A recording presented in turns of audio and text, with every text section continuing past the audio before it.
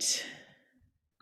Okay, people are coming in fast and furiously. I wanted to thank everyone for joining us. I'm Lisa Swaim. I'm here with my colleague Victoria Hudak from Global Programming, and Adrian Bergenfeld will be here from International Student and Scholar Services. We're 2 units of the Division of Global Engagement. And we'll be joined by Kelvin Luzalu, and Rachel Newman is here from Graduate Student Life and the Grad Student Commons, and they help to make this program possible. Our special guest speaker today is attorney David Ware, founding partner of Ware Immigration. His work is nationally recognized, and he splits his time between his law offices in Louisiana and Washington State while practicing federal immigration law in any U.S. state, including working to help us with supporting our international faculty members at UC Santa Cruz. Thank you so much for joining us today, Mr. Ware, and thank you for giving us this opportunity to learn from the best of the best. And everyone will be putting questions in chat as we go, so please put your questions in chat, and there'll be time for a Q&A at the end of the presentation. Thank you so much, Lisa, for the invitation to present to your students. And also, it's a real honor. I usually come to the Santa Cruz campus in person to present, but this year, obviously we're virtual. Hopefully by next year, I'll be there in person because it's so pleasant to visit you guys. It's such a beautiful campus and beautiful town.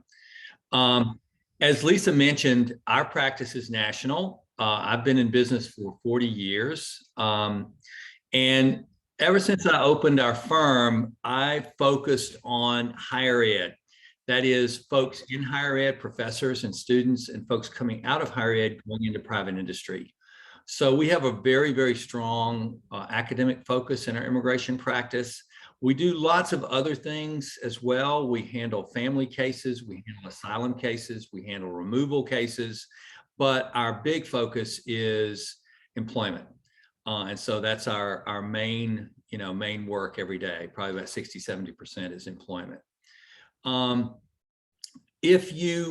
After the presentation, if you send me an email, I'm happy to answer your question. If it's a simple question, I'll be happy to answer by email very quickly. If it's a complicated question, I'll ask you to set up a consultation with one of our attorneys. Many of you may not realize what a complicated question is. A complicated question is, how do I get my green card? That's an hour-and-a-half discussion, okay? So just keep that in mind. So anyway, I'm happy to get started, and let's talk about some basic things. This slide deck, which Lisa will provide you later, covers everything from starting with OPT all the way to permanent residence. We only have time today for the immediate steps following OPT, which are a valid non-immigrant status and maybe some workarounds if you aren't able to achieve that status.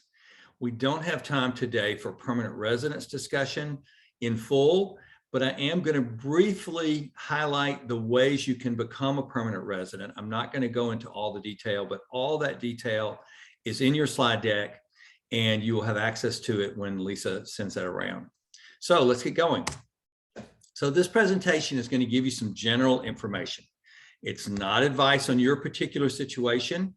To get that advice, you would need to set up a consultation with one of our attorneys or send me a quick email.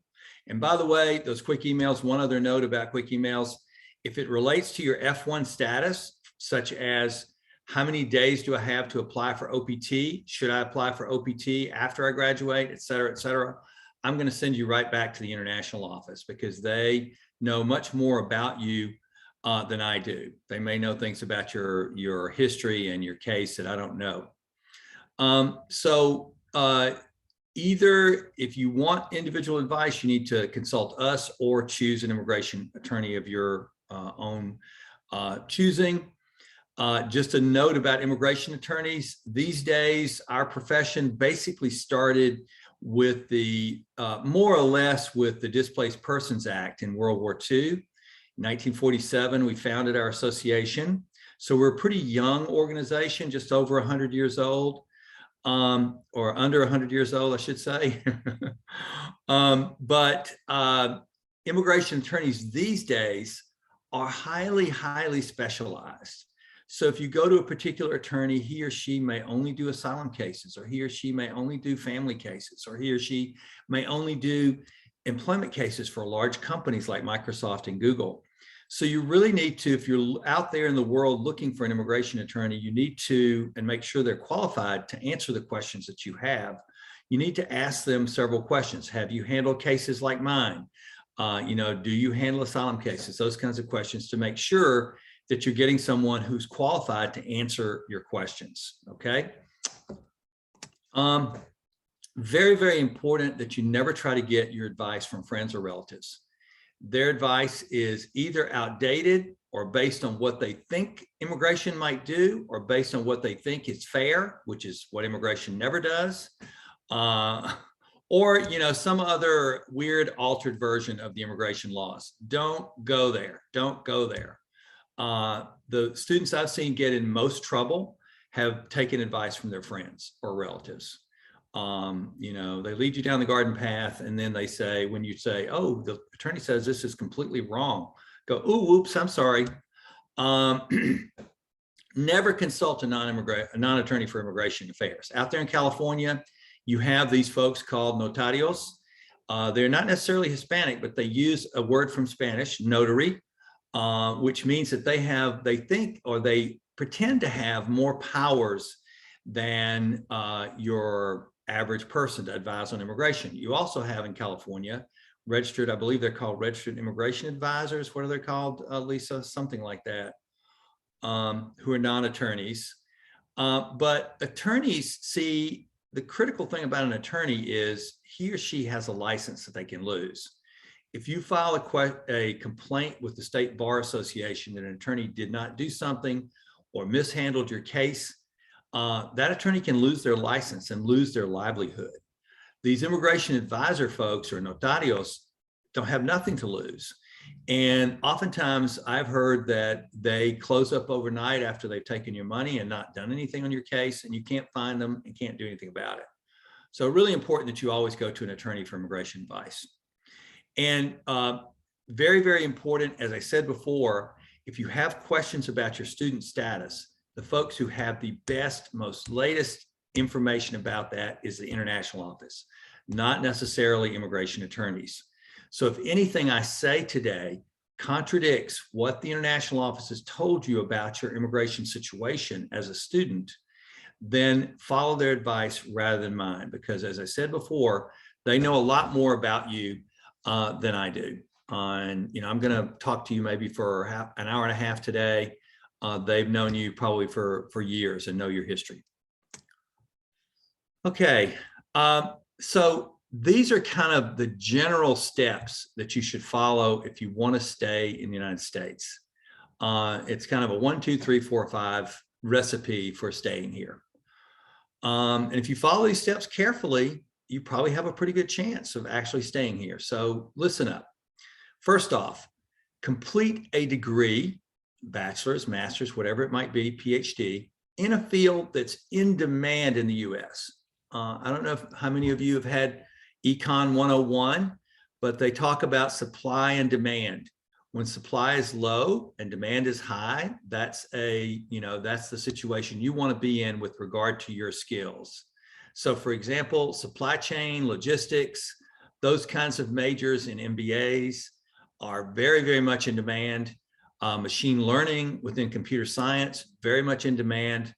So you need to talk to career services. And I would bet you that probably a small minority of people on this call have been to career services even once. Talk to them early and often about whether your major is going to fit well in the US job market by the time you graduate.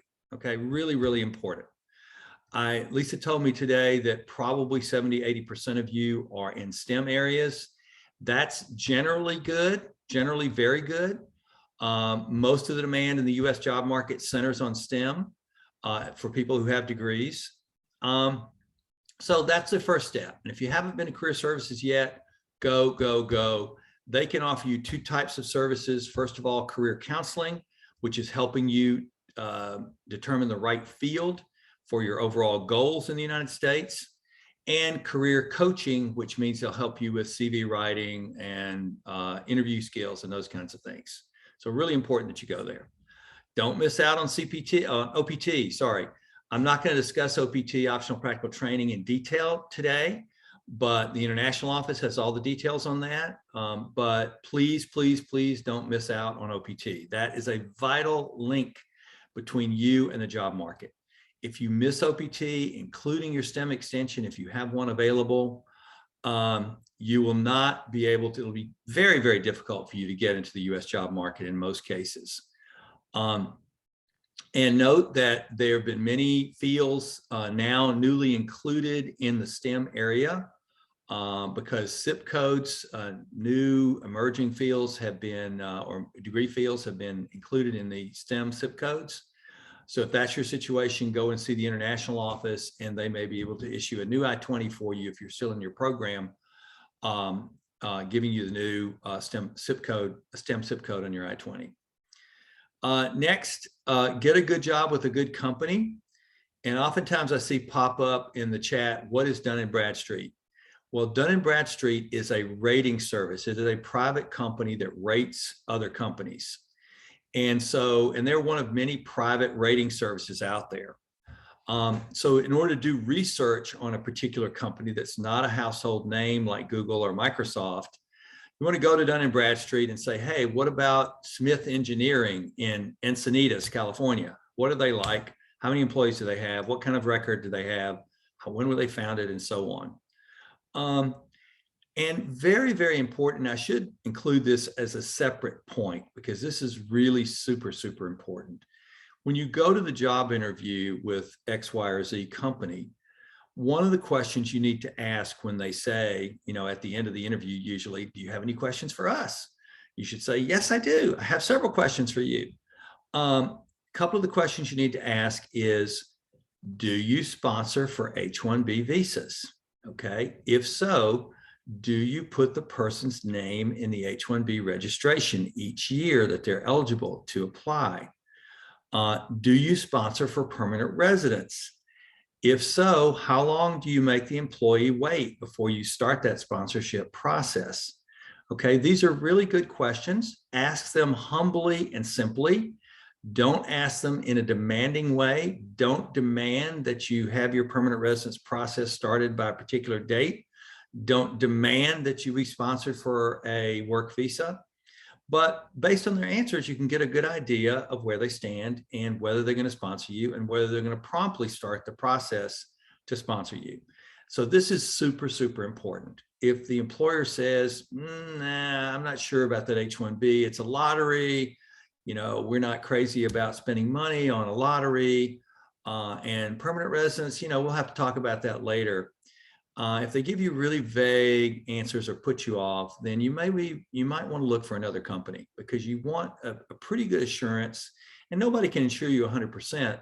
You may burn out at this company. You may be a terrible employee at this company from their perspective, and they may not want to sponsor you for either H1B or permanent residence. But most of you are not going to be terrible employees. Most of you are going to be amazing employees.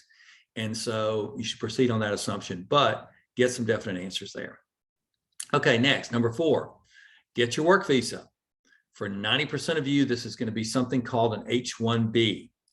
And for the H1b, we're going to talk about this in great detail in a minute. There is a lottery every year. So you want to make sure that your employer is registering you in the lottery every year. Particularly if you're on STEM, there are 3, maybe 4 sometimes chances to put you in the lottery. Make sure your employer is doing that every year. Registration comes up every year. This year, H1b registration is March 1st to March 18th. So make sure you get your name in there every year. And then the final step is, of course, convincing the company over, say, a year or so. Usually that's kind of the elimination period for most companies for sponsorship for green cards.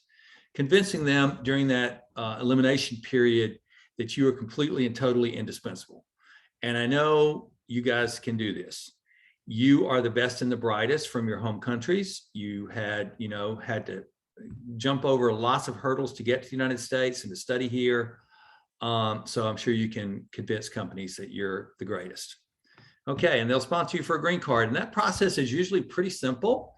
It's not difficult if the attorney for the company knows what they're doing. So, it's not, in our world, about 100% of our cases in the employment world are approved. So for us, it's employment-based cases are very, very meticulous and must be handled very, very carefully, but they're not per se difficult. Okay. So the work visa you want, H1b. Why H1b? Well, this is the principal status that most college graduates are going to try to achieve after graduation. And, if you look at the H1b requirements carefully, it's almost tailor-made for your situation. And we're going to talk about why that is in a minute. But it's for folks working in professional level jobs. And professional level generally means the job requires a degree. These are called specialty occupations. So again, before you go to that job interview, figure out who sponsors for the H1b. Not everybody does. But there are lots of private websites out there that republish public U.S. Department of Labor data on who sponsors for the H1b. This data is public because part of the H1b sponsorship process is handled by the Department of Labor. And their charge is to make this information completely transparent and public so that U.S. workers will know exactly what's going on in the H1b world. So down here, I have an URL for you that you can, this is just one of many sites that will give you this data. You can sort the data by multiple data points. It's really amazing. You can sort it by location, by name, job title, for example, software developers.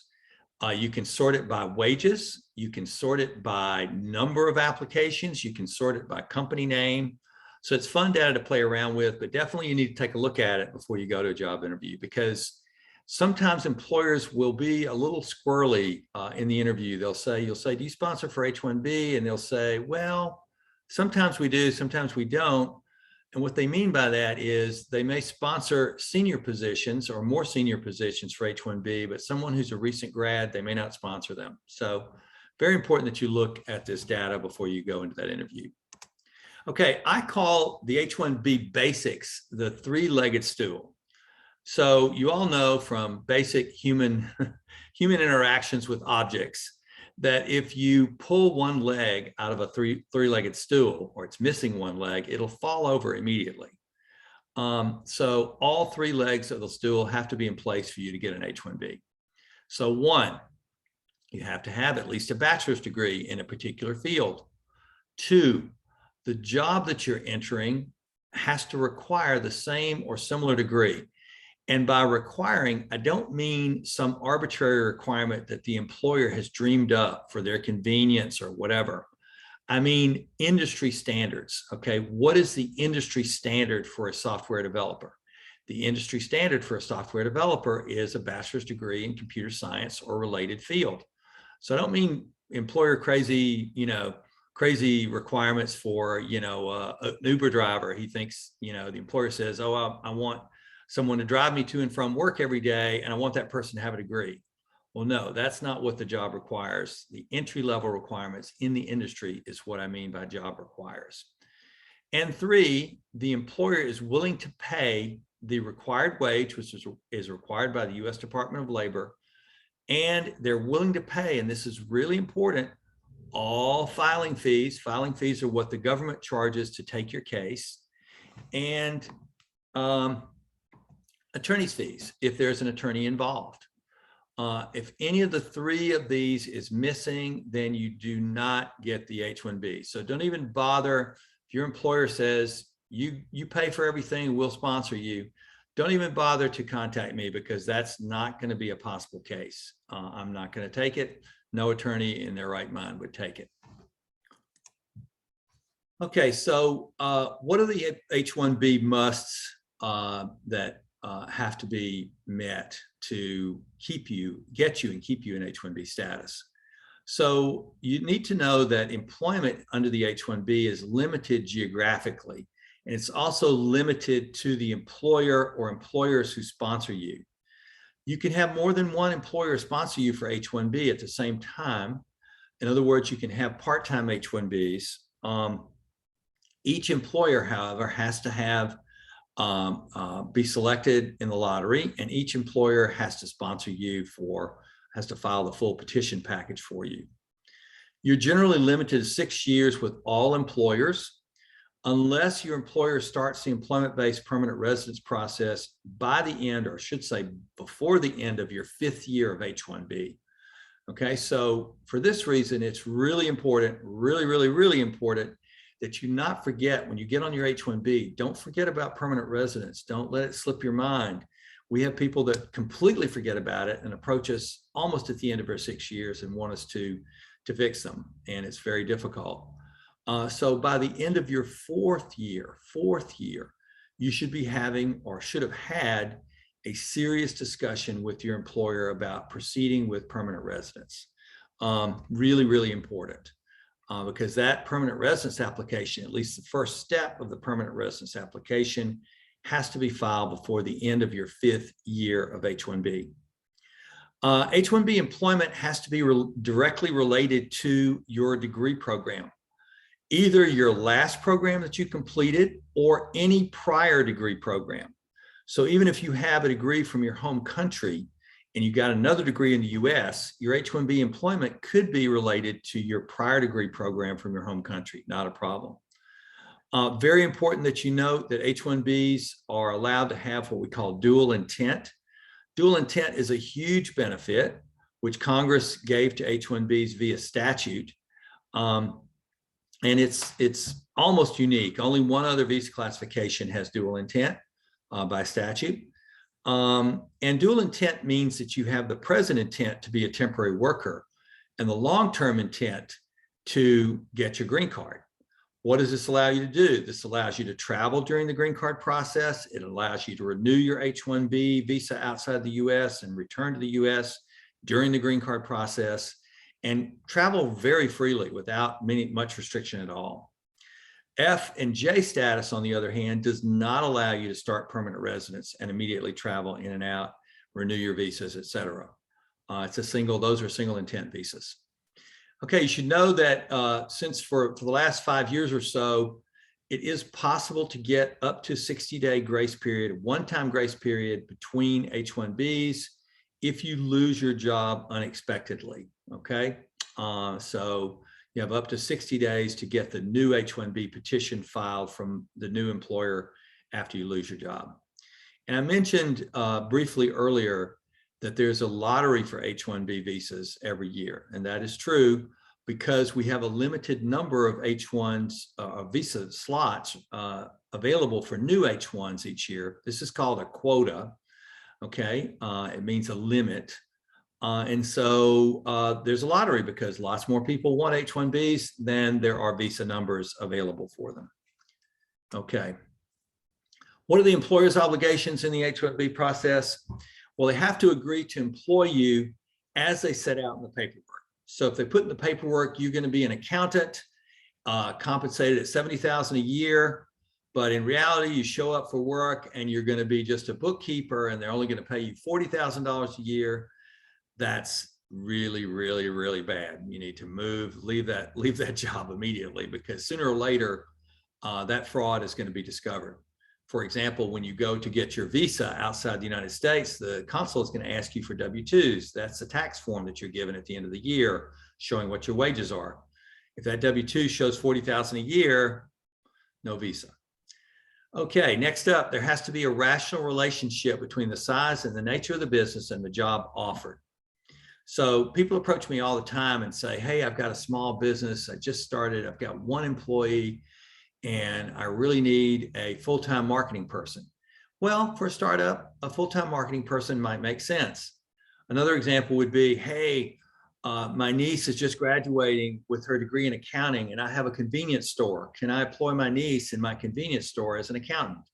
Well, no, not really, because a convenience store generally does not need an accountant. So immigration always looks at this kind of very basic, very gut level equation. How big is the business? How many employees do they have?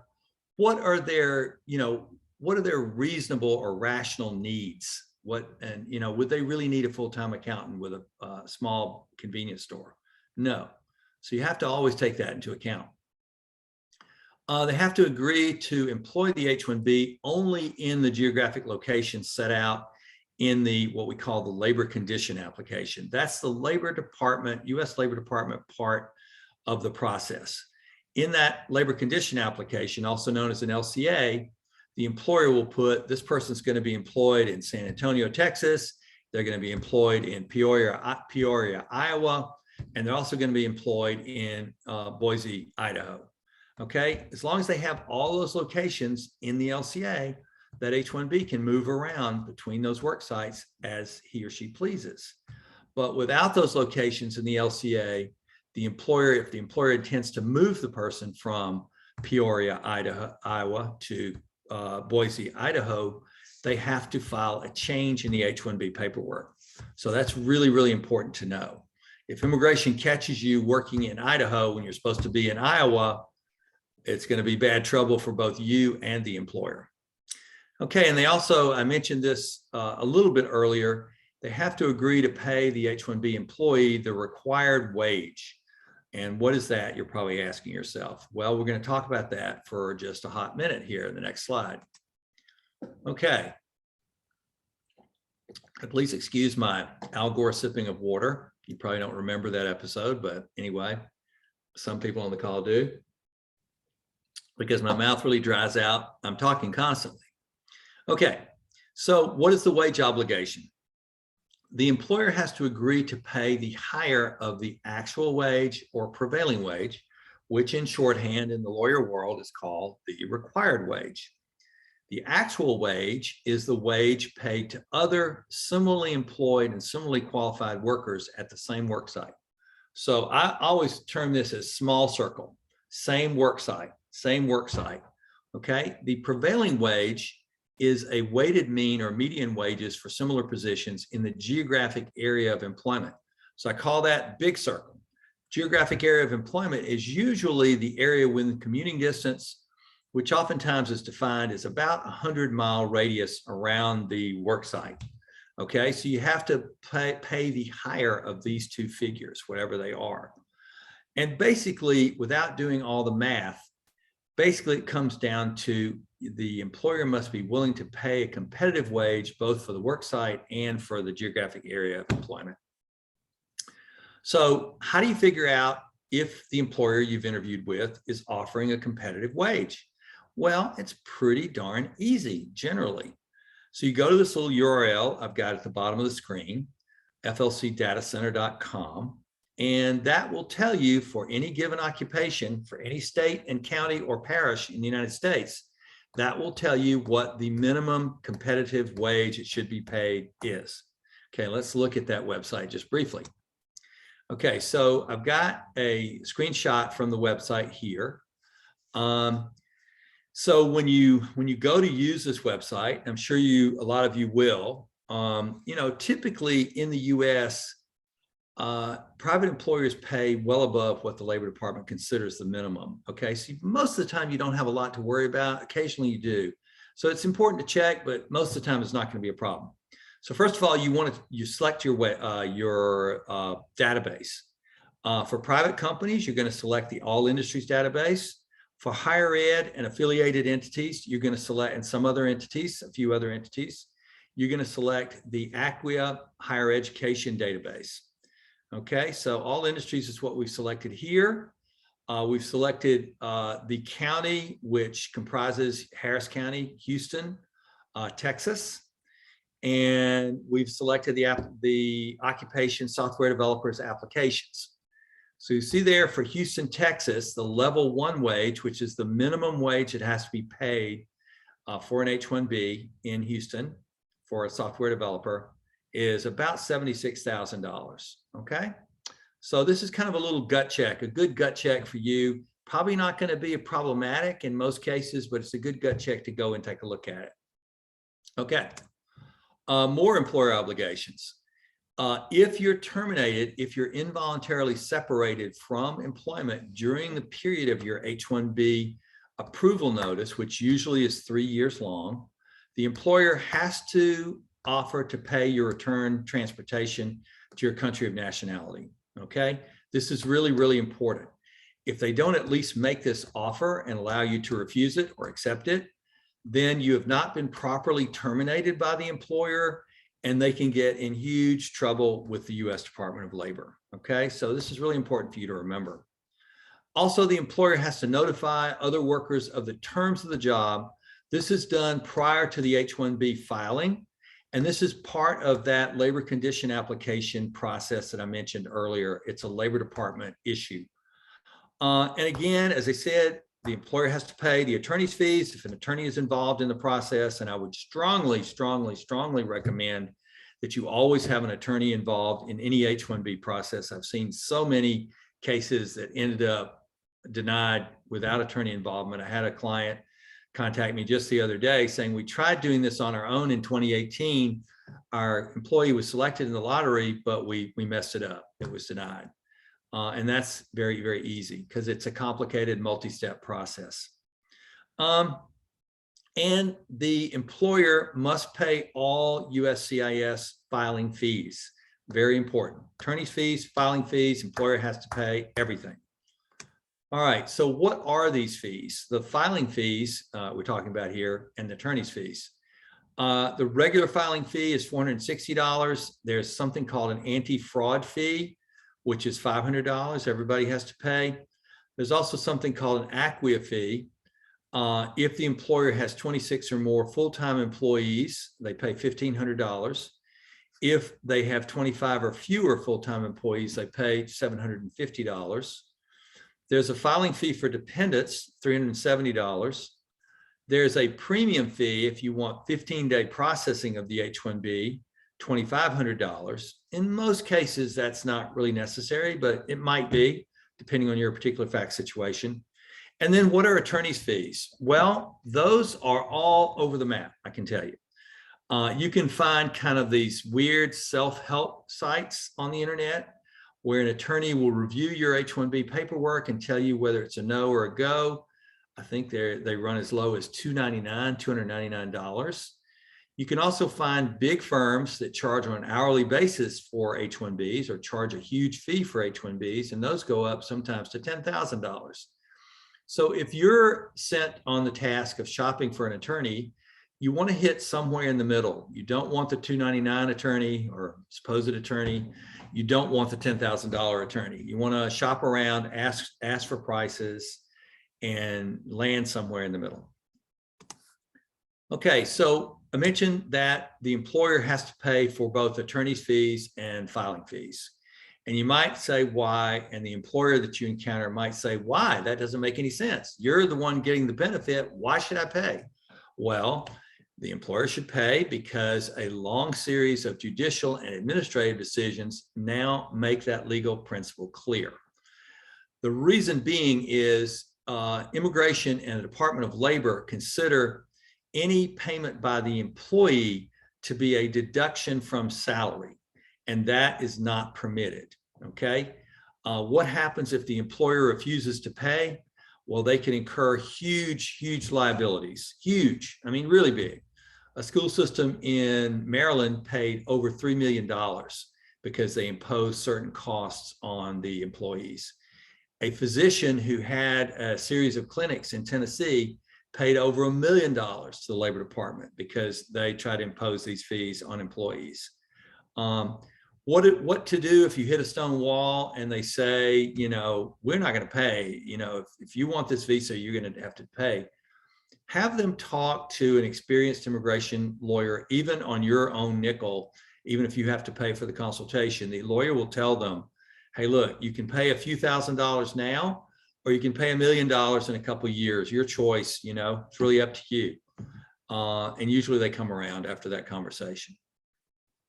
Note that the employer is not responsible for the premium fee if you need that for personal reasons. For example, if you're going to a wedding for your cousin back home, they're not going to be responsible for the premium fee. And they're also not responsible for attorney's fees or filing fees relating to your dependents. All right, so how does this lottery thing work? And is it a real lottery or is it some kind of fake lottery? Does immigration pull the cases it likes out of the lottery and give selections to those people, or what? The lottery is a pure lottery, I can assure you. Nobody is given preference in the lottery except folks with US earned master's degrees. It does not matter what field the master's degree is in.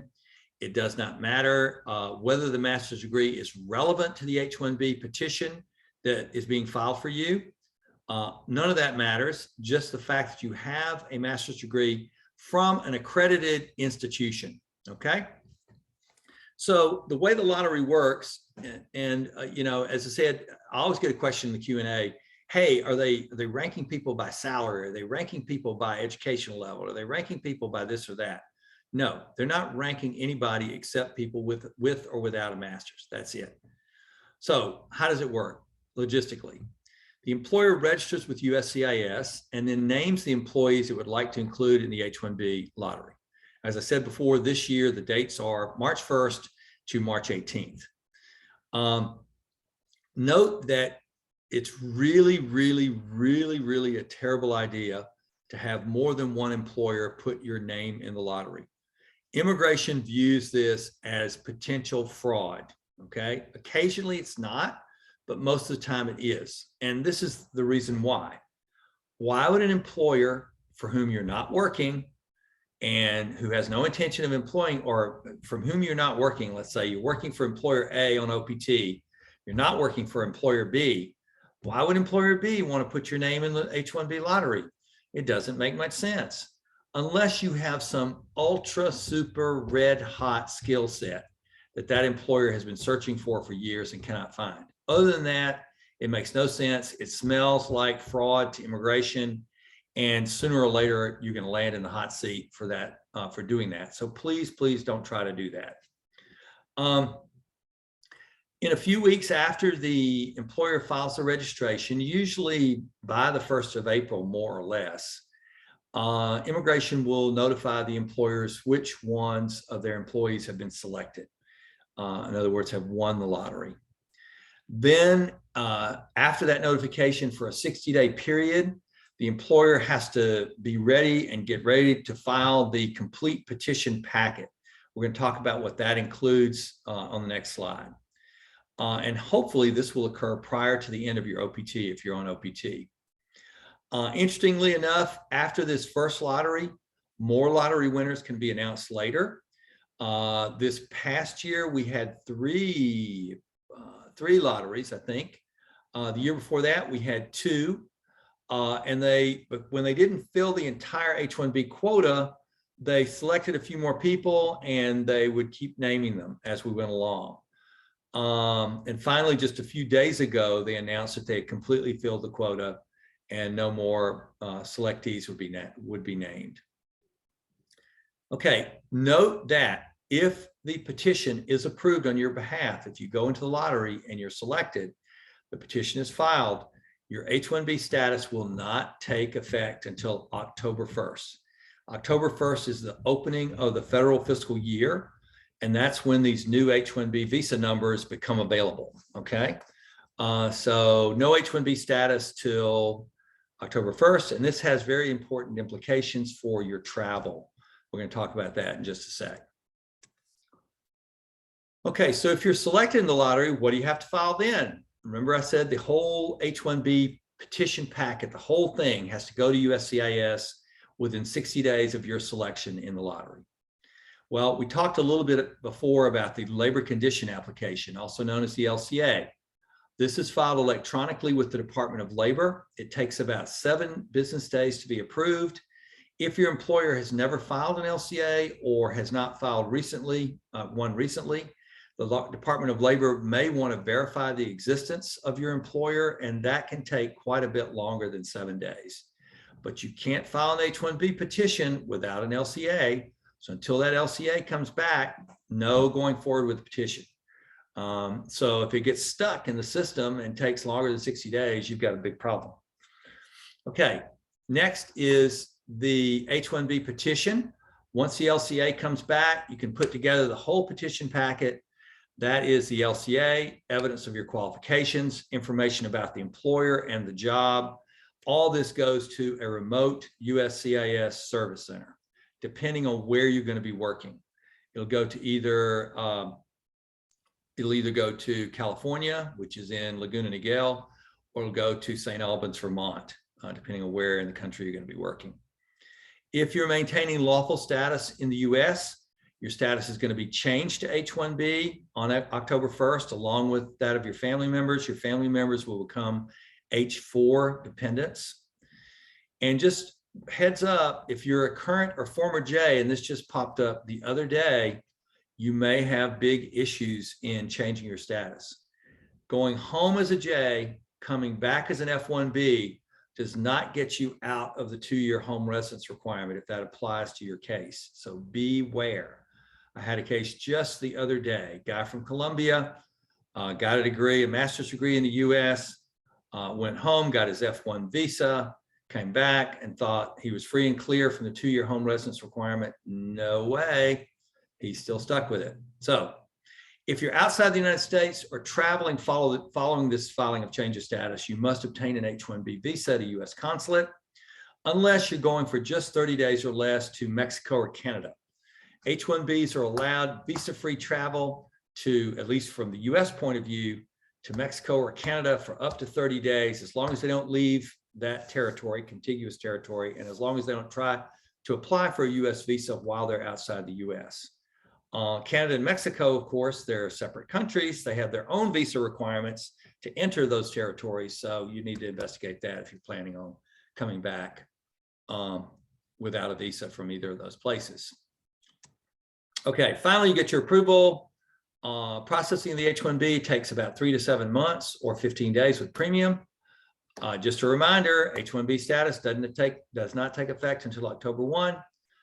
And then once your H1b status is approved and October 1 has passed, you can move to a new employer once that new employer files a new petition for you. So let's say your H1b is approved for employer A.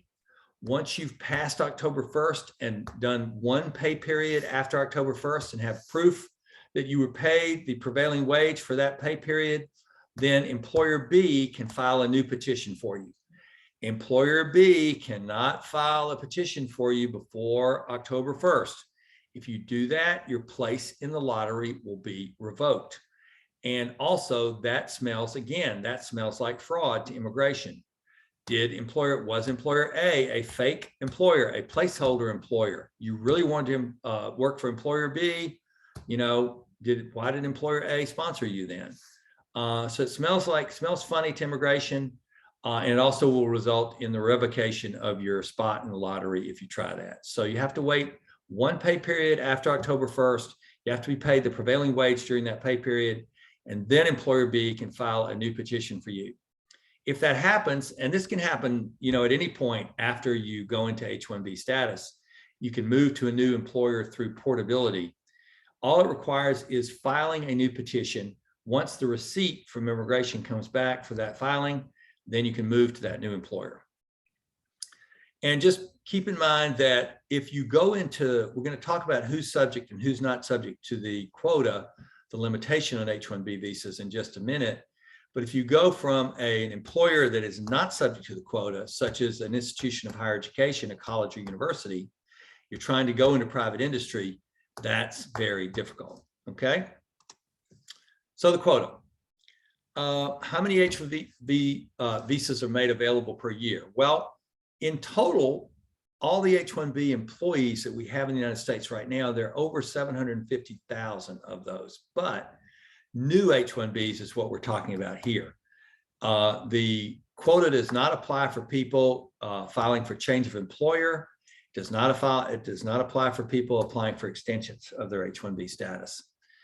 So currently, right now, H1Bs are limited to about 78,200 per fiscal year. Approximately 58,200 for those with no US earned master's degree, and exactly 20,000 for those with a US earned master's degree or higher.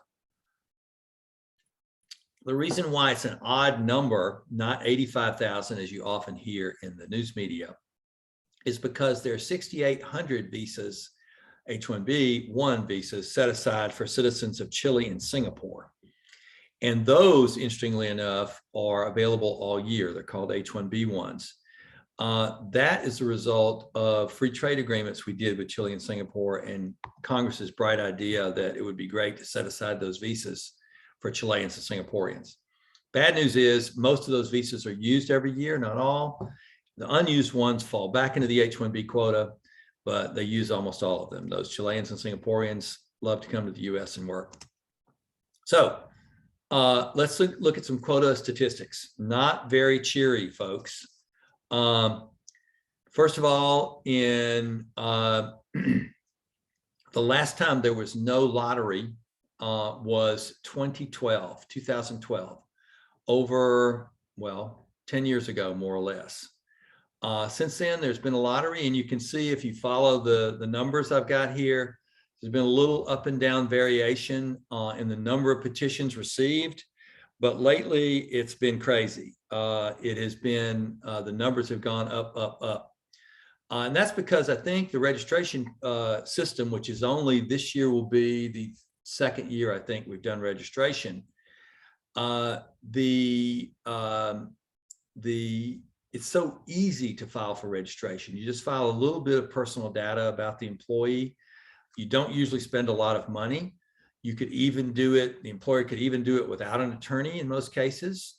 You know, it's really, really easy. And so the number of employees being registered each year has gone way up.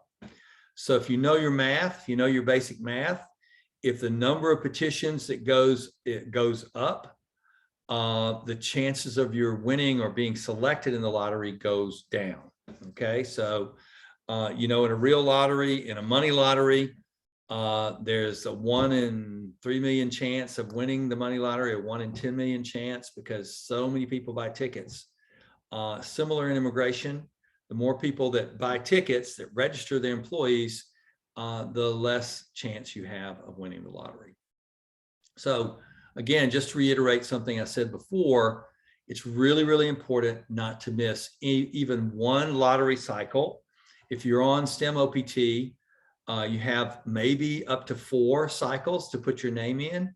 It's really important that you stay on top of the employer registering your name, because their business is not going to fail if your name doesn't go into the lottery, but your life will be severely altered if you don't get selected in the lottery. So really important to stay on top of it. So let's talk now for a minute about who's exempt from the quota. Well, first of all, I briefly mentioned that folks applying for change of employer or extensions are not subject to the quota because they've already been counted against the quota within the past 6 years, assuming they were, you know, assuming they got their original H1b in the quota with a quota subject employer or for quota subject position. This also applies to folks who've had an interruption in their H1b status. For example, you come to the US, you work for a couple of years on H1b as a software developer.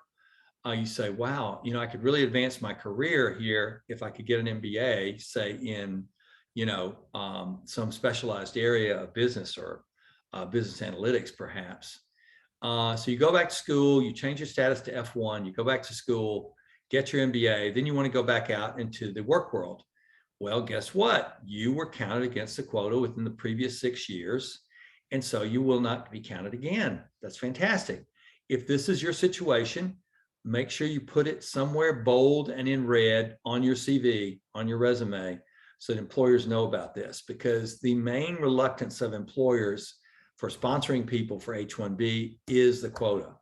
They don't want to spend any money or go to any trouble if they think there's not a great chance of an employee getting selected in the lottery. Persons who work in higher education. I think I mentioned this before. Folks who work at colleges, universities, seminaries, etc., that grant at least an associate's degree, those folks are exempt from the lottery. Okay, so it doesn't matter what type of position you're in higher ed. If you work in higher ed, you are exempt. Folks who work for nonprofit research and government research organizations, notice I emphasize research here. Most nonprofits and most government entities are not exempt from the quota. Only those that have research as their primary goal or a central function. General nonprofits, let me give you a couple of examples. Let's say the city of Santa Cruz, they want to sponsor an H1b. Guess what? They are subject to the quota. They're a government organization, but they're not a research organization, okay? Because they don't have any significant research goals or entities. Same thing would go for United Way, American Cancer Society, Goodwill. Those are all nonprofits, but they're not nonprofit research entities, okay? So very important that you not read out. A lot of people approach me all the time and say, hey, I want to work for the Salvation Army. They need an IT person. I go, well, that's great, but they're subject to the quota because they're not a research organization. They're a nonprofit. Well, I heard, my friend told me that all nonprofits are exempt. No, absolutely not. Okay. There is a type of nonprofit that's exempt, but they have to have, this is the next tab there, they have to have a written affiliation agreement with an institution of higher education. The most common example here is some K through 12 school systems, so some primary and secondary school systems have these written affiliations to train student teachers or engage in other types of joint activities, okay? Maybe train educational counselors or something like that. So if a K through 12, they're nonprofit, and note that some are for profit, most are nonprofit, some are private schools or for profit. If they have a written affiliation with an institution of higher ed, then they're exempt from the quota. Skipping down to the last two tabs at the bottom, these are relatively obscure quota exemptions, but I'm going to mention them because they are there and I need to be complete in my presentation. Folks who work at rather than for a quota exempt employer. That is, they work on the physical premises of a quota exempt employer, but they don't work for that employer. And you're trying to wrap your brain around this. I can see all of you thinking. A classic example would be your bookstore is owned and managed by a private entity that has a contract with the university to run a bookstore, okay? The bookstore serves a central function for students. They have to get their textbooks there, okay? But it's run by a private entity and it's owned by a private entity. They just happen to be located on your campus because for the convenience of students. So that's working. If you're offered a management position in that bookstore, for example, you're working at a quota exempt employer at the university. You're working on their physical premises, but you're working for a private employer. The same would be true of cafeteria services if it's run by a private contractor at Santa Cruz. Okay, finally, the final tab. And this is a little bit difficult to understand, but I'm going to try to throw it out there and explain it clearly.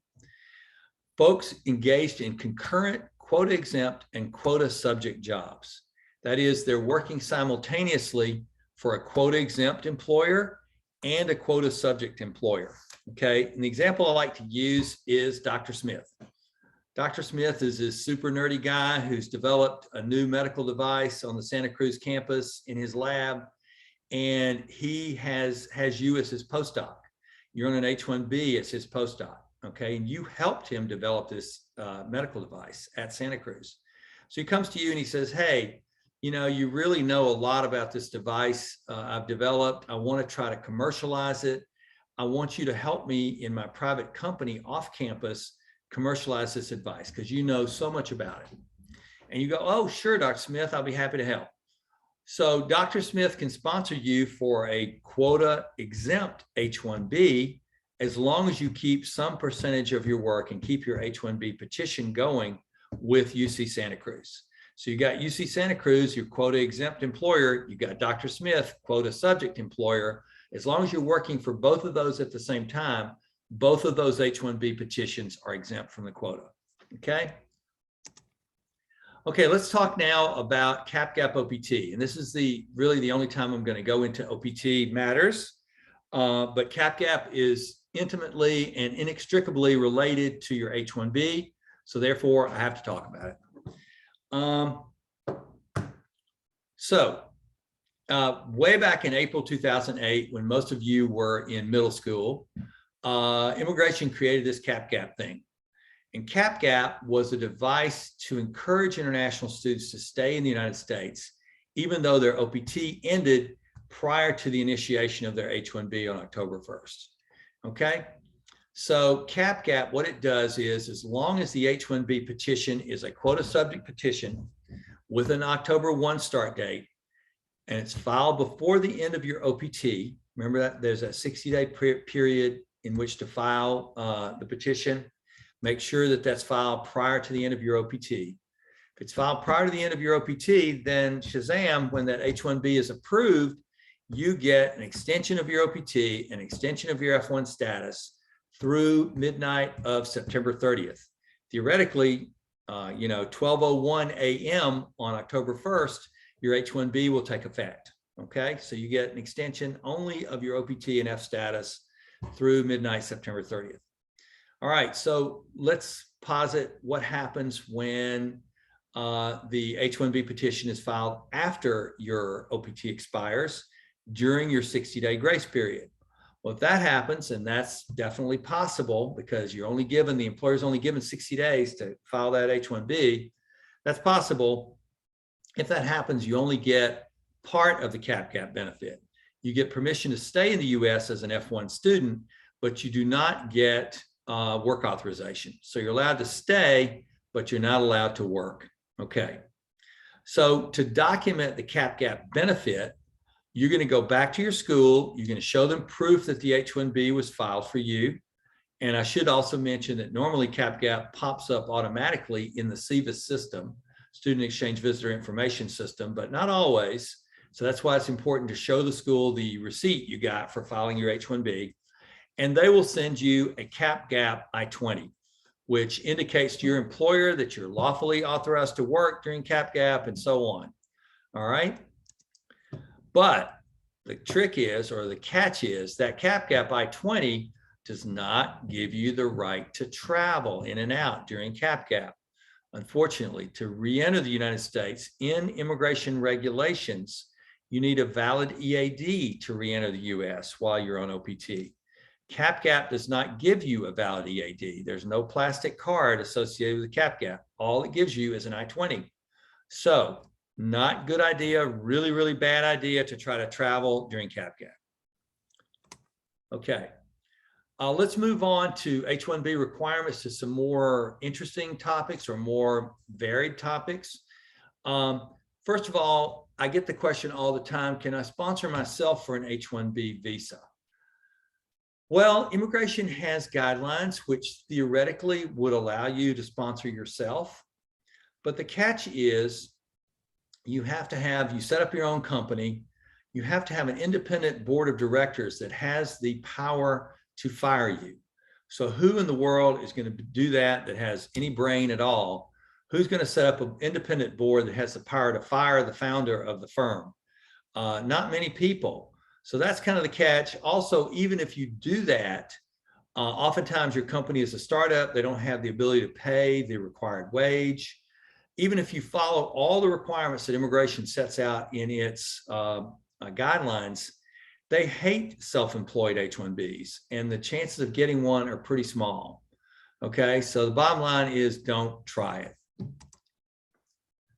So what are some H1b workarounds? And by workaround, I mean solutions to your problem. In Portuguese, they say jeitinho. Do you have a jeitinho? Do you have a way around this?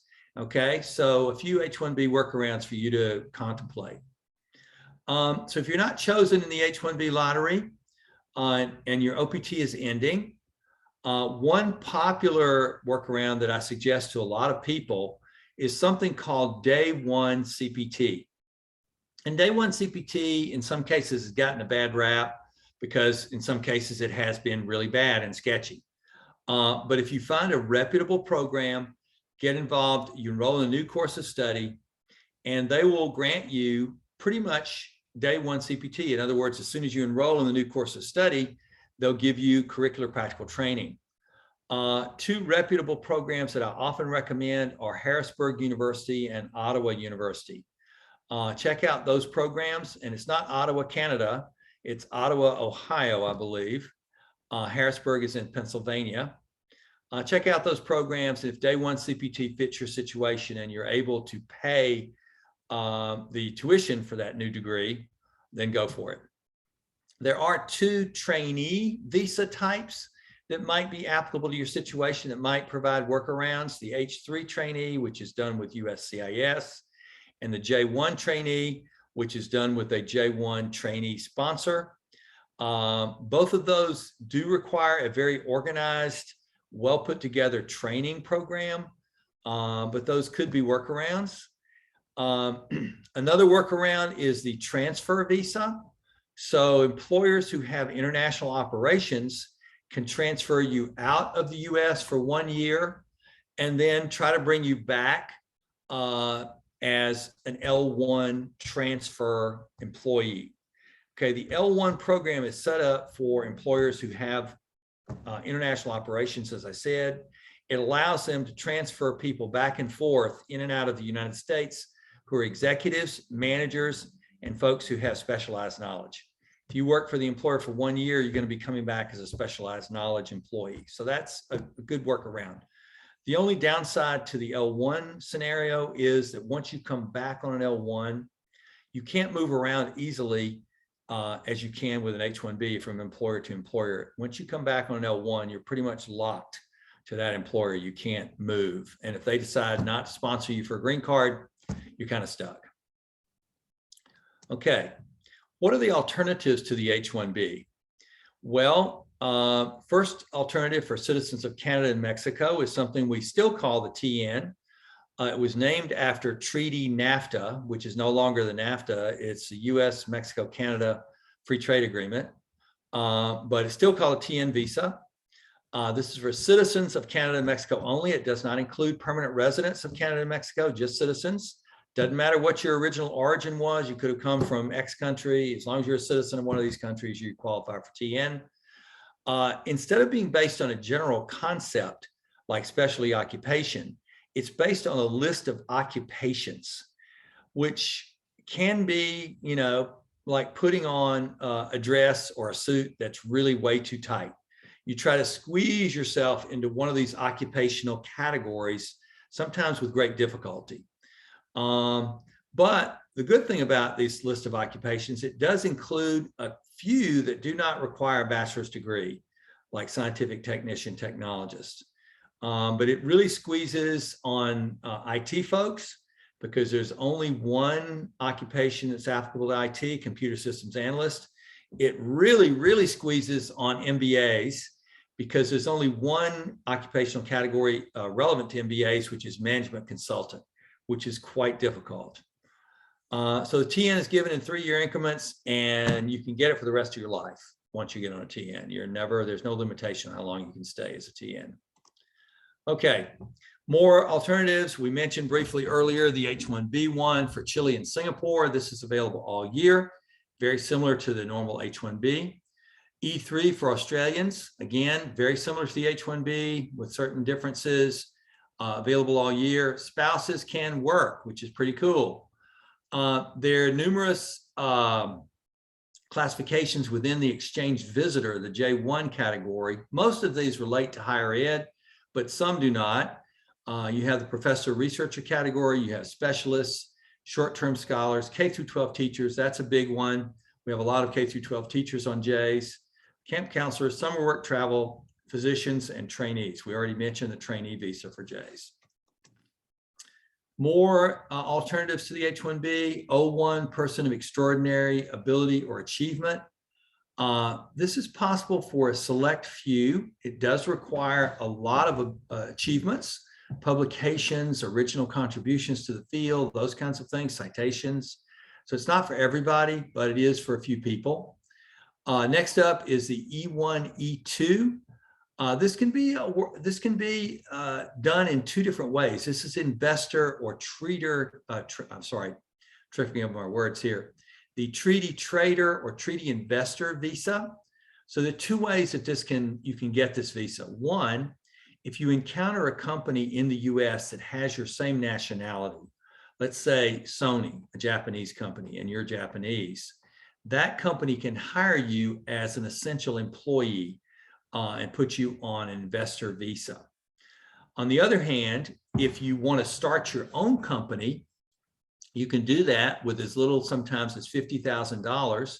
It has to be a job creating company like a coffee shop or a boutique or something like that.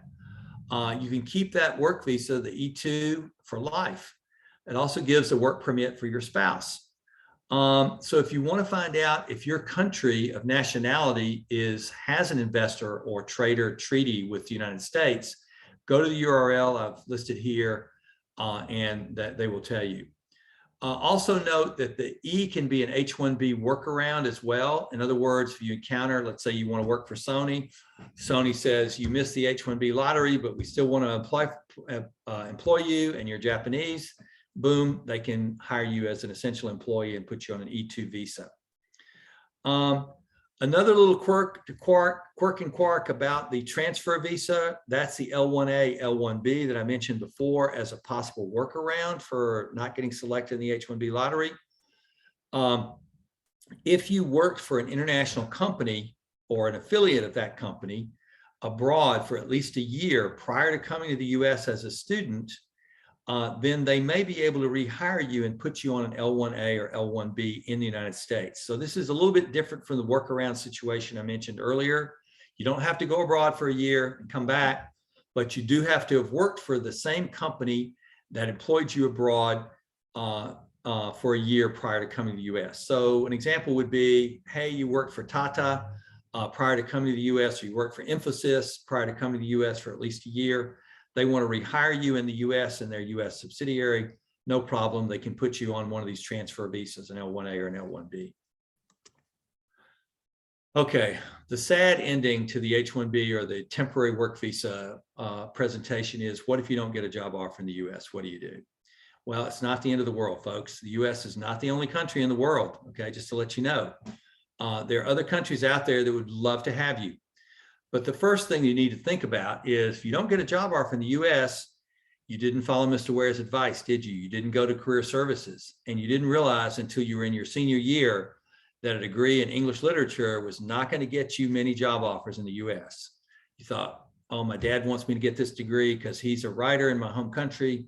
I'm going to get it and I'm going to be, a roaring success. Well, it's not a big degree in demand in the US. So you might need to go back to school, retool your skills to fit the job market in the US if you really, really want to stay here. Other countries in the world love smart people and probably would love to have you. Canada is tops on my list. Canada is brain draining the United States of international students like you would not believe. They're really stealing we train the folks and they steal them. So Canada has a wonderful program called Express Entry, which allows an employer to sponsor you and get you into Canada within a few months. A lawyer that I would recommend if you're interested in Canada is Ryan Neely. I've got his email address up here, and he'll talk to you about Express Entry. Also, some companies such as Johnson & Johnson, the baby oil people, sponsor what we call home country employment. In other words, they want you to go back to your home country because you have language and cultural skills back there. And then they'll transfer you back to the US. So they'll transfer you to one of their other locations around the world. So this is not, a total loss. Your mom may be disappointed. Your mom may be happy because you're coming home and you can eat her home cooking. But it's an opportunity. You have to understand that these big multinationals all represent big opportunities. And if you do well in one, you'll transfer around and get hired by others. Okay, I'm going to quickly, let's see, we are almost out of time here. So I'm going to quickly talk a hot minute about permanent residence. Permanent residence is a status that allows you to stay and work in the United States for the rest of your life in almost any type of job. There's certain federal, state, and local jobs that are restricted to US citizens, but almost every job is open to permanent residence. And permanent residence is a benefit that lasts for life, whether or not you ever apply for US citizenship. That does not matter. So let's talk really, really quickly about how to get to permanent residence and just the basic ways you can do that. So first up is employment-based. Employers sponsor thousands, hundreds of thousands of people a year for permanent residence in the US. It's usually a fairly easy, straightforward process, at least in our firm it is. And this is going to be a very common route to permanent residence for many of you. Some of you will be able to self-sponsor. There are two self-sponsorship categories in our immigration system, the national interest waiver and the extraordinary ability category. Those are people who are doing kind of special things in the United States or have really special abilities, not for everybody. Let's move down to family-based immigration. You can be sponsored by a US citizen or permanent resident spouse. And of course, these days that includes same-sex spouses. You can be sponsored by a US citizen or permanent resident parent. If you have a child born in the US, once that child reaches age 21, that child can sponsor you. So babies don't count, unfortunately. And you can be sponsored by a US citizen brother or sister, that is a sibling. Keep in mind that there are long waits for green cards for everybody but the spouse of a US citizen or permanent resident, the parent of a US citizen child over 21, or the child, minor child of a US citizen or permanent resident. Okay, so everybody else has to wait a long time. For example, siblings from the Philippines, over 20 years. Normal siblings from other countries, most other countries, about 15 years. All right, so people ask me that all the time. Hey, my sister's here. Can I sponsor her? Yeah, you can sponsor her, but it's going to take an awful long time. So next up is asylum. If you fear persecution in your home country because of race, religion, national origin, social group, or political opinion, you can apply to stay in the US based on that fear. The fear has to be real. It has to be well articulated. It has to be well documented. So what I would suggest, if you're thinking about or contemplating asylum, go to an immigration attorney very, very highly experienced in the area of asylum. Don't just go to any Joe Blow who may not have ever handled asylum application. They're very, very specialized applications that require a lot of work and a lot of analysis. Large investment. If you invest somewhere between $500,000 and $1 million in the US, you can get a green card. There are lots of ifs, ands, or buts on large investments, so definitely check out an immigration lawyer who has experience in this program. It's called the EB-5 program. We don't handle EB-5 cases. We refer them to another attorney in San Francisco who handles them all the time. They're very complicated, but it is possible. If you've been the victim of domestic abuse, human trafficking, or a serious crime committed in the US,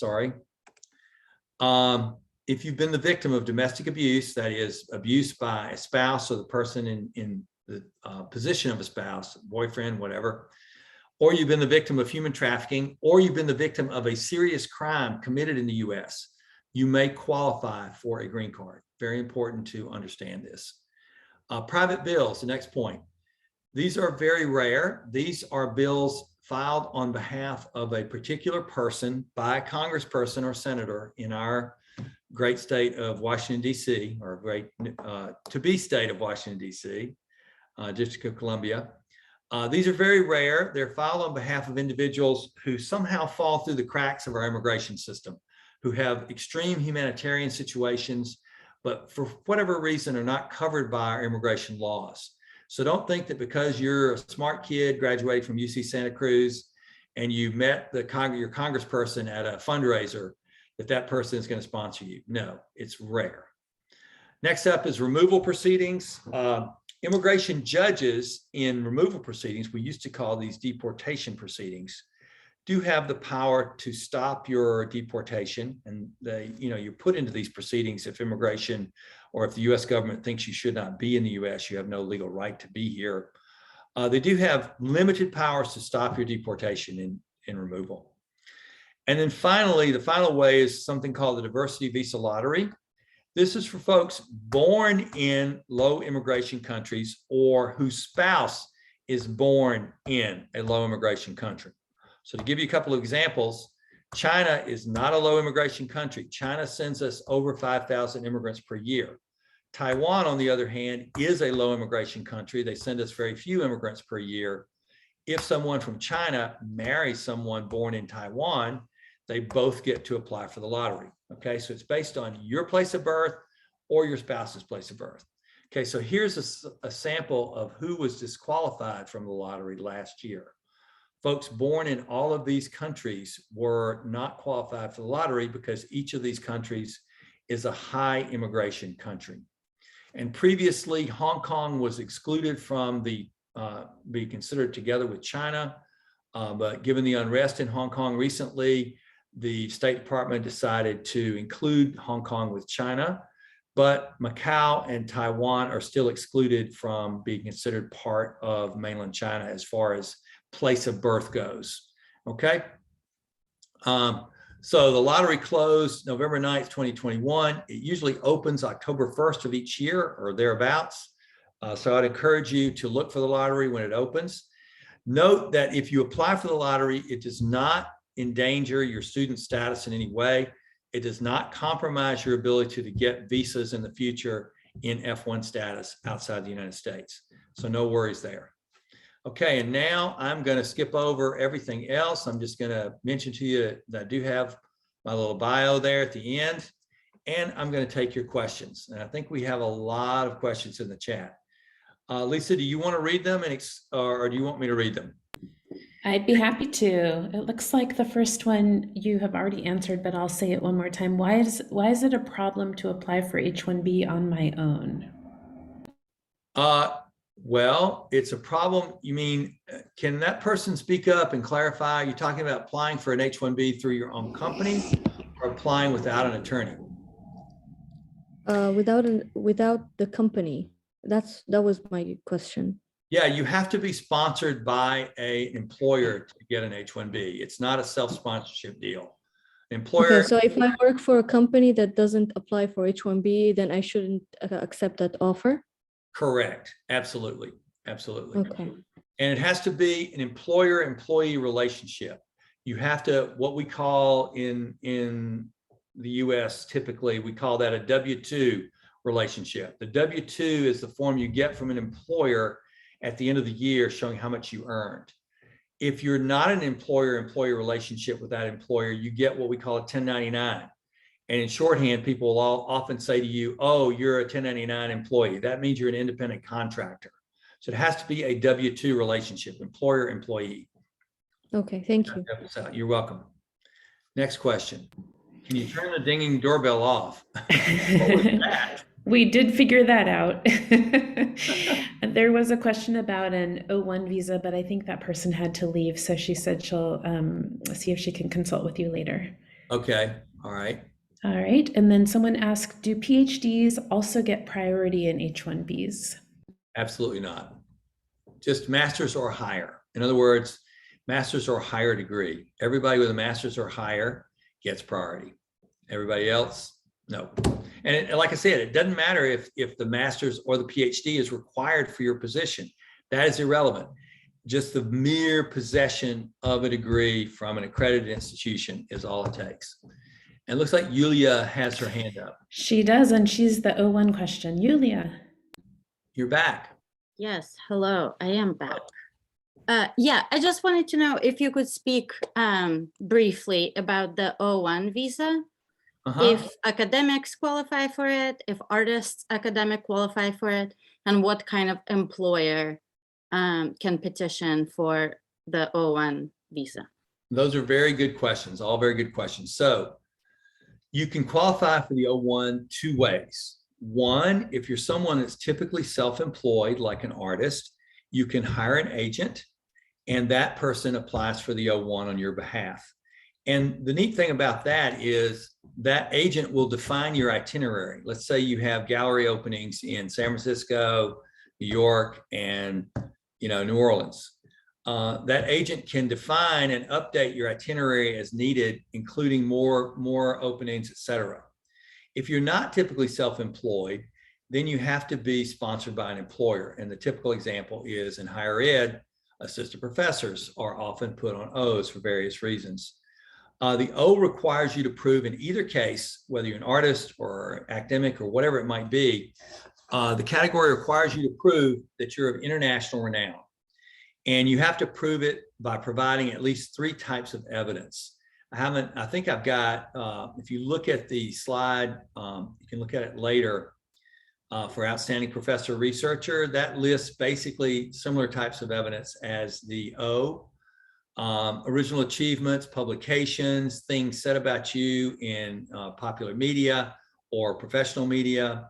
Those kinds of things are used to document. You can't just submit your CV and expect immigration to, fall dead looking at your CV. That does not happen.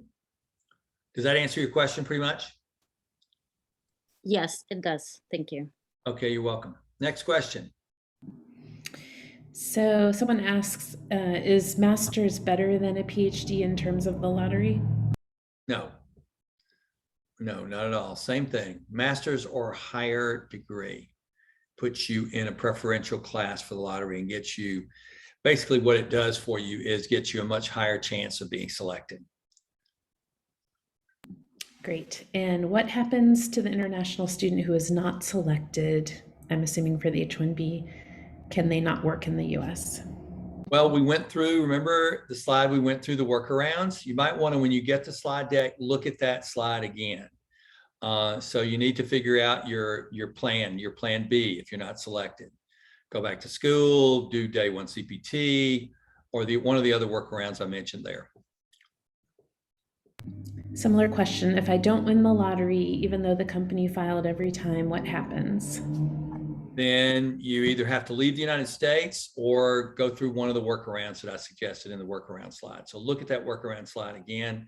That'll give you some ideas. Great. If I work in higher education and then I get a job in industry, does this count against the quota for the past 6 years rule? No, you were not. When you work for higher ed, you're not counted against the quota. So if you want to shift to private industry, you have to be selected in the lottery. And that can, unless, as I said, you can maintain concurrent employment with the higher ed entity. That's usually pretty difficult because most higher ed institutions don't allow part-time H1Bs. So that can be quite difficult, but it is sometimes possible. But if you can't do that, you've got to be selected in the lottery. That's it for the private employer. Great. And then, let's see, sorry. Question about the alternatives and timing. Is it only acceptable to apply before the OPT expires, or is it possible to apply after OPT expires? It is possible to apply after OPT expires during your grace period. If you apply after the end of your grace period and you have not enrolled in another course of study for the fall, then you've got to leave the United States or maybe change to B2 status, perhaps. Are PhD graduates who become postdoctoral scholars at academic institutions only offered J1 visas, or can they get an H1b? Either one, depending on the institution. Some institutions limit postdocs to Js because of salary concerns. Because the J has no lower salary limitation except for, Department of Labor requirements. The H1b, on the other hand, as I mentioned in my presentation, has salary requirements, minimum salary requirements. For that reason and other reasons, some institutions require postdocs to go on to J1s. All right, and what is the process of going from J1 to permanent residence? Well, there are a lot of different processes. J1s, if you're a postdoc, you're going to have to self-sponsor because institutions of higher ed will not sponsor postdocs for permanent residence because they're not permanent positions. They are temporary by nature. So you'd have to self-sponsor. That's going to be something called generally the national interest waiver or perhaps the extraordinary ability category. I've got slides on both of those in the slide deck. Take a look at those when you get the slide deck. But it would be self-sponsorship, assuming you're not in a permanent position. If you're in a permanent position, generally the school is going to move you over to an H1b. Let's say you're going from postdoc to research scientist. They're probably going to move you to an H1b. So the chances of you being permanent and on a J1 are fairly rare. If that doesn't answer your question, raise your hand and we'll see what we can do. Thanks. This one's an easy one. Can an individual apply to the lottery? Yes. As long as you're born in a country that is not excluded from the lottery, a low immigration country, and as long as, or your spouse was born in a low immigration country. All right, and here's a question. Can I enter the US with an approved travel document? And then she says an I-131 and or EAD and an expired F1 visa.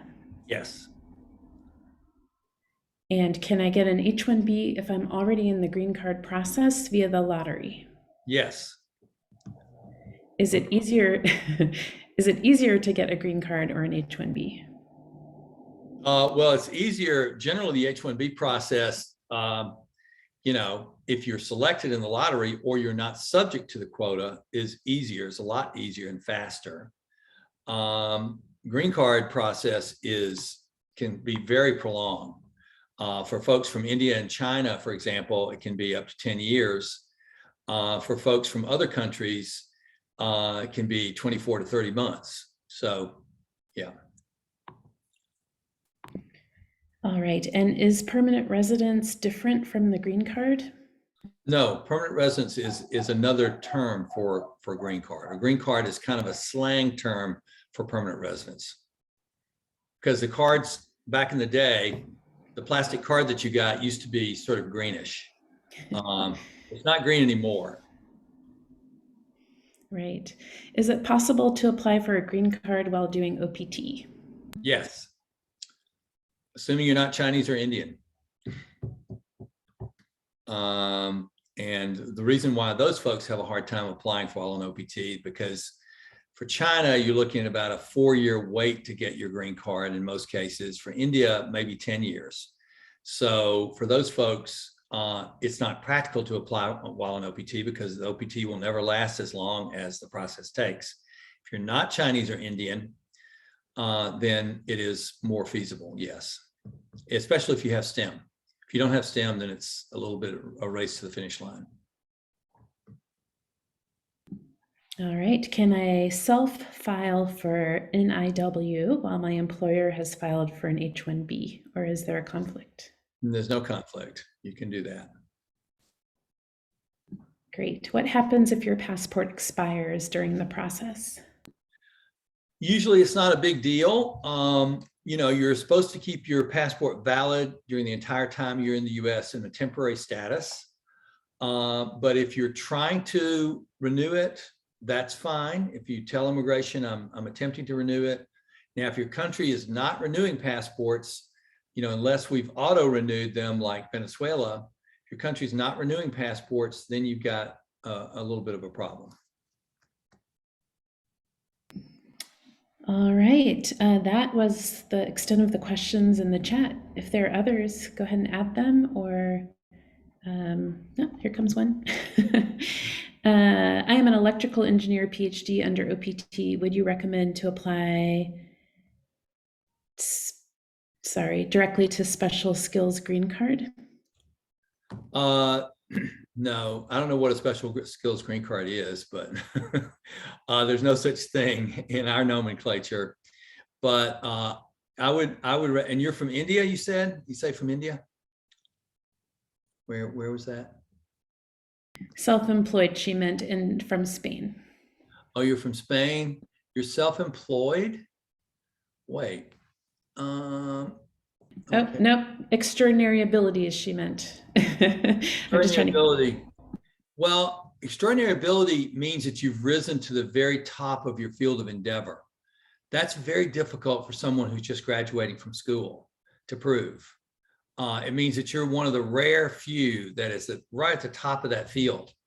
So extraordinary ability is a tough one. You might do better applying for a national interest waiver. And the next question is, psychology a good field to get an H1b? Well, could be if you're in a focused area of psychology like art therapy or youth counseling or something more focused. But generally an undergrad degree in psychology is not going to get you anywhere in the United States. Maybe a graduate degree, maybe a focused area, but not an undergrad degree. There's a couple up above. If I apply for NIW, when can I travel? It really depends on your personal situation. I'd have to do more analysis on that one. If you're in an H1b status, you can travel anytime. If you're in another status such as F1, you can't travel once you file for NIW. Is immigrant investor category a guaranteed green card after the process starts? No, not at all. You need to talk to a lawyer. If you email me, I can give you the lawyer's name that we use all the time, but no, it is not a guarantee. And there's a long, long wait for Chinese who want to get into that program. I think we have a question here. Does applying for a diversity visa while on OPT affect OPT? No, not at all. You can apply for the diversity visa without a problem. And any more? Is that all the questions? Looks like that's it, huh? I wanted to reassure everyone we'll be sharing the recording and the slide deck. And okay, yeah, I think we're caught up on questions otherwise. Do people want to stay on and ask personal questions, or have we exhausted all the questions? You can always open your mic and ask me a question orally if you wish. Oh, we got two new. Everybody's finally getting the courage to answer their question. You can always say, I'm asking for a friend, okay? You don't have to indicate it's for you. Let's see, we have two more. Green card through family is probably too long for OPT, right? Well, are you over, how old are you? Are you over 21? Who would be sponsoring you? Can that person speak up? I think that's, who is that? Yeah, it's me actually. Hi. Hi, you're from China? Yes, but my sister, she's a citizen and I'm over 21, so that's not. 15 years, Victor. Sorry about that. Yeah. Yeah. Okay. Thank you. Okay. Next question is, so if I wait, there was one there. Let me see here. Okay. So if I do OPT with a bachelor's degree, it's unlikely to get an H1b. Sophie, are you the one with the psychology degree? I think you were, right? Yeah. Hello? Yes. Yeah, you're very unlikely to get an H1b unless there are a few positions in psychology, that require a psychology degree that get you an H1b, but not a lot. Maybe a counseling, if you've got a counselor's license, maybe a counseling position, something like that.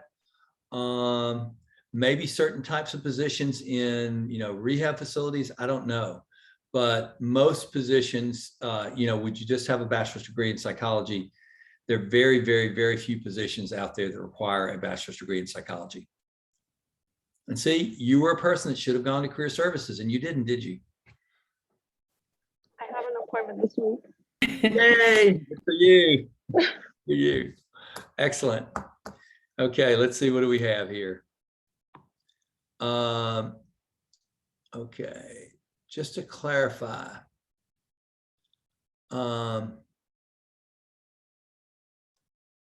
So I really have to do an individual appointment with you. You're an electrical engineer PhD with publications and media mentions.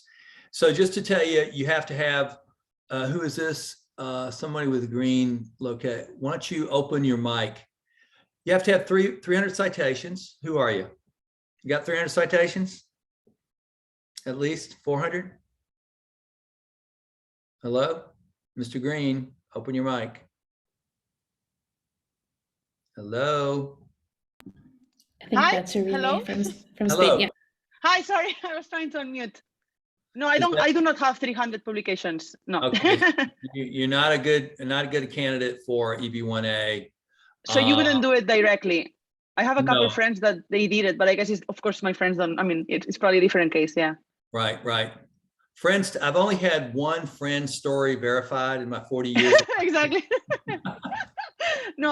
So it would be better in this specific case. I guess my question was either O1 for the extraordinary abilities, or EB1A, or that is better always the H1b. I would go with the H1b first, and the O1 could be a workaround if you don't get selected in the H1b lottery. If you're working for a private employer, that is. Yeah, I am working for a private employer. Yeah. So O1 would be, let's say, more doable or easier than EB1A. Yes, absolutely. The O1 is a slightly lower standard. If you read the two standards, they sound alike, but the O1 is way, way lower. Okay, probably I was confused between the two then. I appreciate the confirmation. Thank you. You're very welcome. Okay, anybody else? Okay, I have another question. all right. Looks like a dental school question there. Let's see. How will the application be processed if I decide to go to med or dental school and graduate from there? Let's see. Yeah, medical or dental school particularly is good. There's a shortage of dentists in the United States. So, dental school is perfect. Med school is a little bit more complicated. There are very few med schools that take you as an F1 student. Only private medical schools. For example, in the New Orleans area, the only medical school that will take you as an F1 student is Tulane. If you go to a public medical school in almost any state, they're going to require you to may require you to go onto a J1 visa. And you'll definitely have to go on a J1 for your graduate medical education. So medical school is a little bit more complicated. Dental would be a little bit more straightforward. Anybody else? I think there was another question. Sophie? Yeah, sorry. So I did get selected for the green card. And I think I was just gonna ask if the next step of the process is kind of unclear for me, and I've tried to contact different people and it's really hard to get an answer. So Sophie, you mean selected for the green card in the diversity lottery? Is that what you're yes. talking about? Oh, Yes. good. And what is your rank number? I don't know. Okay. Well, you definitely need, I've seen more people screw up the diversity selection than you can imagine. I mean, it's very easy to mess it up. The instructions you get from the Department of State are super confusing and make no They're sense. so confusing. They make no sense whatsoever. No So, sense. I would advise you to sit down with a consultation with an immigration attorney, sort it out. Depending on your rank number, you may be eligible to adjust your status in the United States, but your adjustment of status has to be approved before September 30th, before the end of the fiscal year. That's the big catch. Of this year. And sometimes your rank number does not get there quite. Your rank number has to be what we call current when you apply, or at least close to current when you apply for the adjustment of status. And sometimes it just doesn't get there. I've had several clients that had a high rank number and they didn't make it. They got selected, but then the rank number never came up and they couldn't apply for adjustment status. So you definitely need to sit down with an immigration attorney and talk to them. Okay, thank you. You're very welcome. I think that's the end. I believe, What? okay. Well, why don't we turn off the recording? Maybe there's a couple people who would like to ask private questions without getting them recorded and Oh, see sure. if anyone What- stays.